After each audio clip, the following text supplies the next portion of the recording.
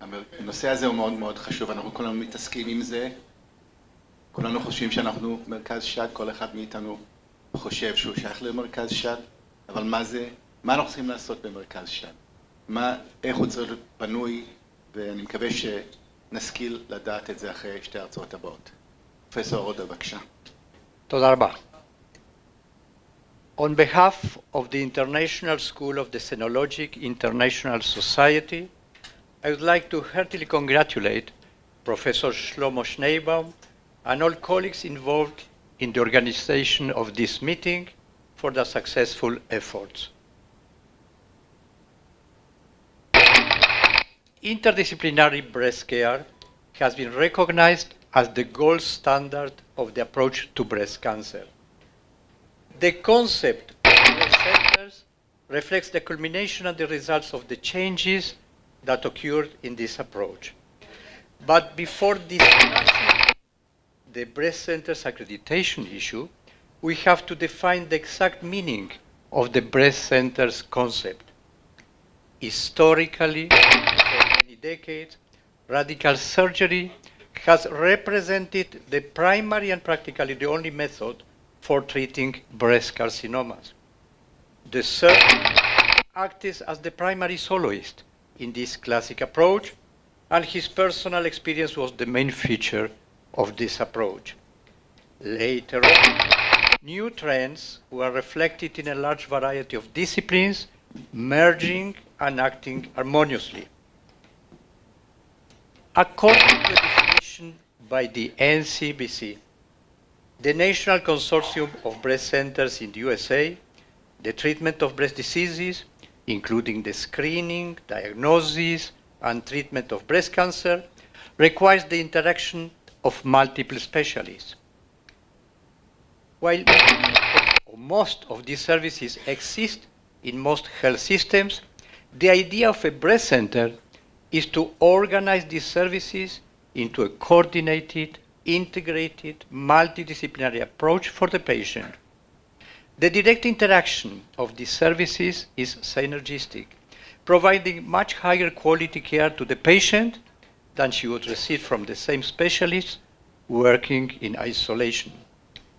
The impact of the multidisciplinary approach on patient management has been assessed in the past in a series of studies. For example, University Michigan Breast Care Center overviewed its experience. It reported the clinical, academic, and financial benefits of this approach.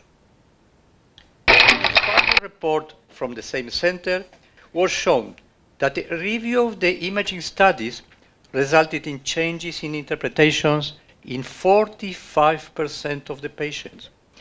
This resulted in a change in surgical management in 11% of them.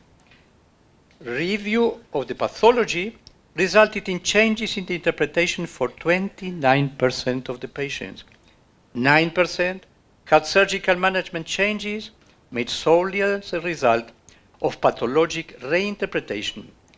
In 34% of the patients, a change in surgical management was recommended after discussion with the surgeons, medical oncologists, and radiation oncologists that was not based on reinterpretation of the radiological or pathologic findings.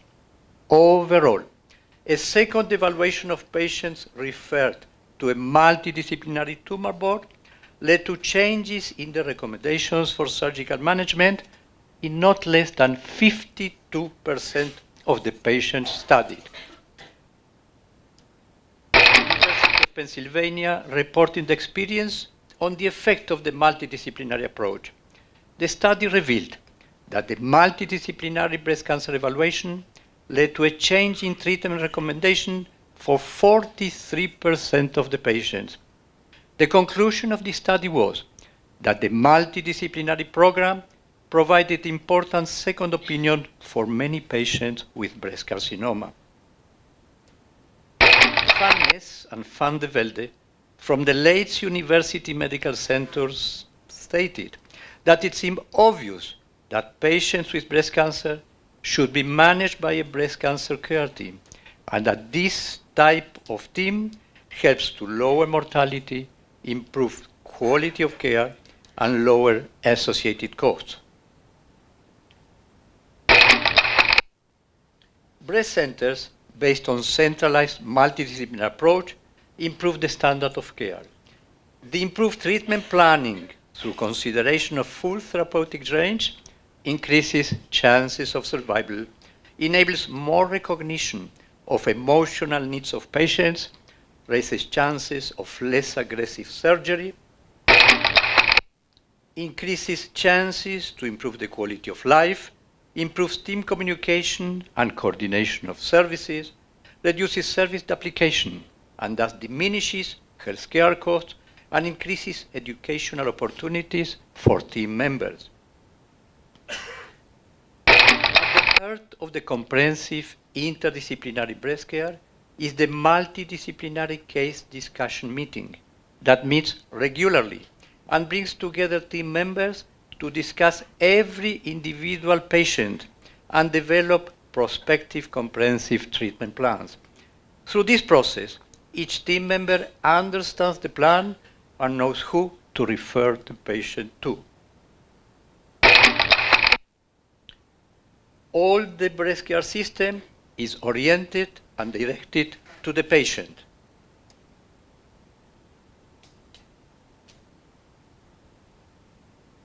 The breast multidisciplinary case discussion meeting and the patient-centered care are both the main features of the optimal approach to breast cancer.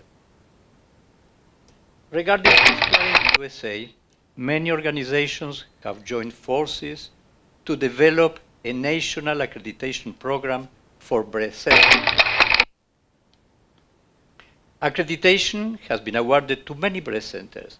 These are two examples of how centers promote their qualification. The issue of breast units has been evaluated at the first European Breast Cancer Conference that took place in Florence on October 1998. The Florence statement declared that all women across Europe should have access to fully equipped dedicated breast units. The European Parliament declared on June 2003 that all units involved in screening, diagnostic, or therapeutic activities must ensure the formation of proper multidisciplinary teamwork. In 2006 and again in 2010, the European Parliament called on the Member States to ensure a nationwide provision for interdisciplinary breast centers by 2016. In view of the fact that treatment in an interdisciplinary breast center had proven to raise the chances of survival and to improve the quality of life.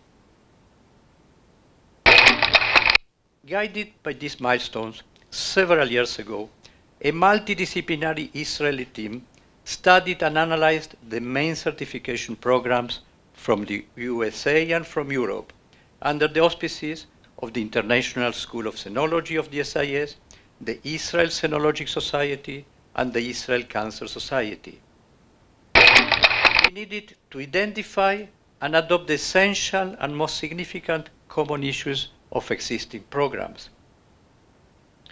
The program elaborated was the starting point of the SIS International Accreditation Program for breast centers and units. At the SIS World Congress in Valencia in October 2010, the international program was launched and offered to the SIS affiliated national societies.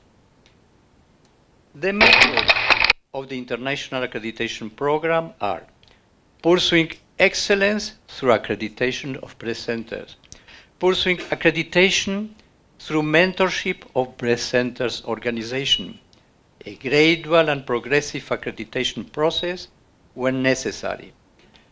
Mentorship of the applying breast centers is one of the main features of the program. Although accreditation is the declared goal, there is great importance in the gradual and guided involvement of the breast centers in the process towards optimal breast care delivery. In January 2011, The program was presented as the opening topic at the first International Congress of Breast Disease Centers in Paris, and since then in many international forums. The main requirements of the program are based on the concept of integration of the various breast disciplines in the framework of specialized, multi- and interdisciplinary breast centers with patient-centered qualified standards and monitoring outcomes of patients with breast diseases. In the updated European landscape, the European Commission has taken control of the European Union Breast Unit accreditation process.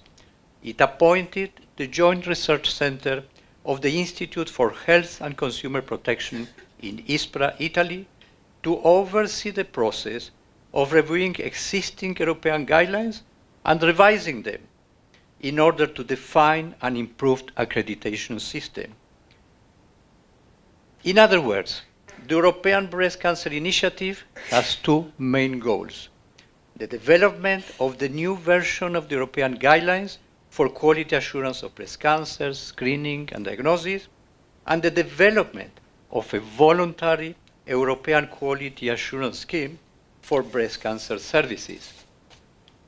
An updated technical report has been published in 2015 and a conceptual document as well.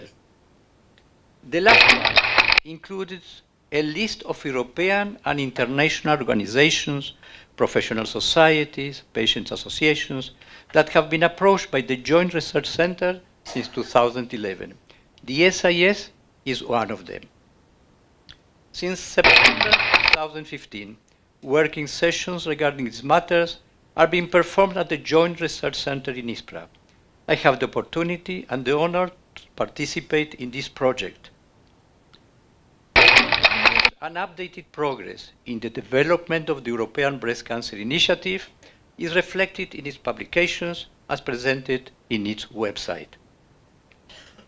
Regarding the SIS International Program, the Excellence Award has been granted to breast centers of affiliated Senologic societies.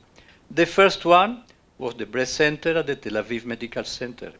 This was followed by two breast centers in Strasbourg, France, one in Szczecin, another in Kielce, Poland, another one in Vilnius, Lithuania, and a significant contribution to our SIS international accreditation pathway is a recent decision taken by two of the national affiliated societies in Spain and in Poland by starting the accomplishment of a dual international and national accreditation program. A breast center in Lleida, Spain, and another in Krakow, Poland, have been recently certified with a dual accreditation, national and international. Professor Schneebaum will in a few minutes explain details of this project.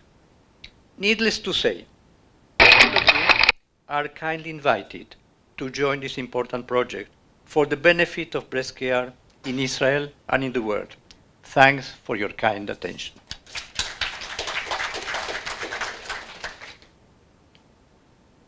Thank you, Professor Orda. I think it's in order to mention that Professor Orda is the founding chairman of the Israel Society of Breast Disease and worked very hard for many, many years to make the society that we are all members of what it is today. Thank you. Thank you.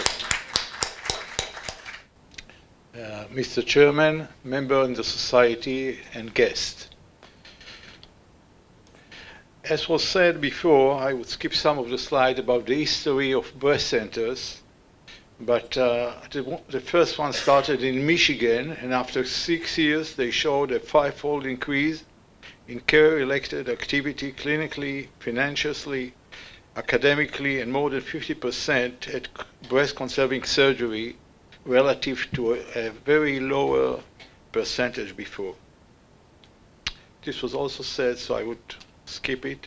But altogether, multidisciplinary approach impact on patient management, and there is an increase in standard of care, treatment planning, survival, emotional need recognition, quality of life, team communication, and educational opportunities, and a decrease in mortality, severe service duplication, healthcare costs, associated costs, and aggressive surgery.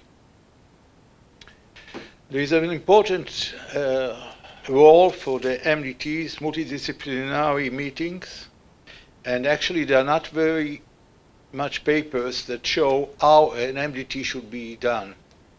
One exception of this is by Lamb in Annals of Surgical Oncology, and he did a systematic research about 2,000 titles and found 37 articles that were appropriate and included. And studies assess the quality of care decision via the effect of MDT on care management.